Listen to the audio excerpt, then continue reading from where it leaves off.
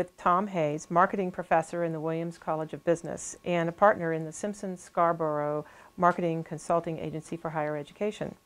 Professor Hayes, your work requires a lot of travel, some of it worldwide.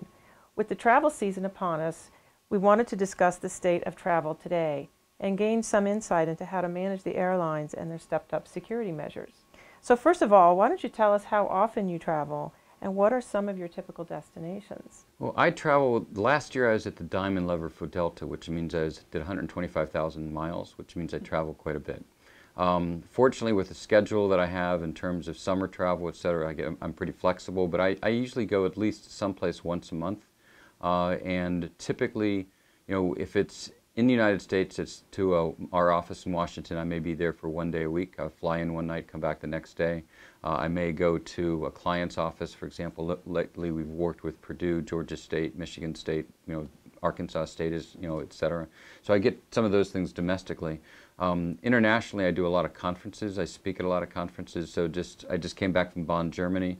I was in Dubai in January, Kuala Lumpur in November. I'm set up to go to Australia somewhere in late August, and then Japan, Tokyo in next March. So I typically do 3 or 4 international trips a year as well. A lot has changed in the airline industry with higher fuel and ticket prices, fewer amenities, and greater attention to security. Has this ruined the experience of frequent flying for you? And what is your least favorite aspect of flying? When you fly as much as I do and you hit the diamond level of frequent flyers, which is the highest that Delta has, I don't really get hit with any fees. Quite honestly, they're very, very nice to me.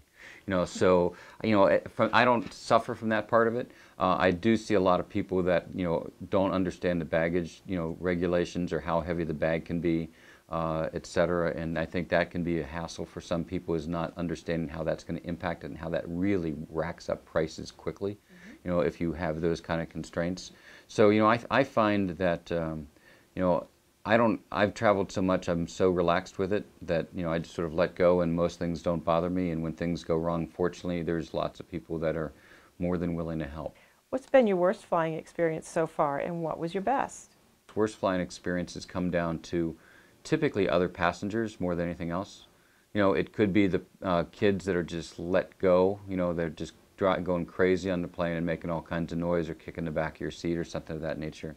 Sometimes it's the people who, once I've had a situation where the seat in front of me was broken and it was a really heavy guy in it, and it came down literally, this many inches from my face, and he wouldn't put it up because, he thought the chair should go back that far, type of thing, and they couldn't put me anywhere and they couldn't reason with him. So, sometimes it's usually other people.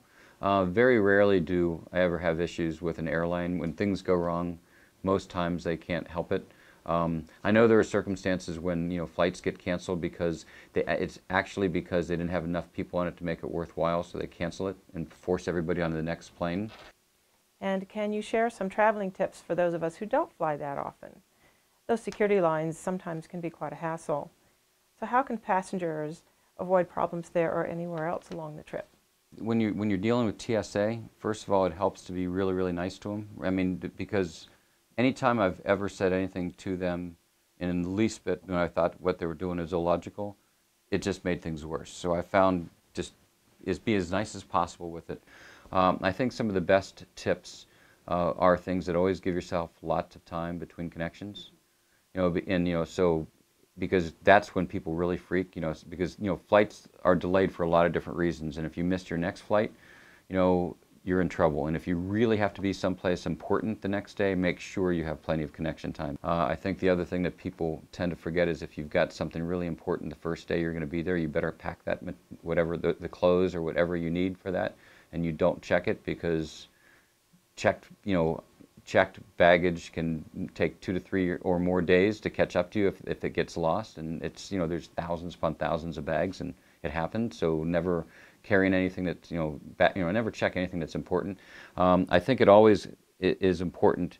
I said that the nicer you are to the people at the ticket counter and the nicer you are at the people at the gate, the better chances you have of anything happening good for you. I mean, because all day long they're getting people yelling at them or arguing with them or doing whatever and taking out whatever frustrations they might have, and the nicer you are to them, they usually respond in kind.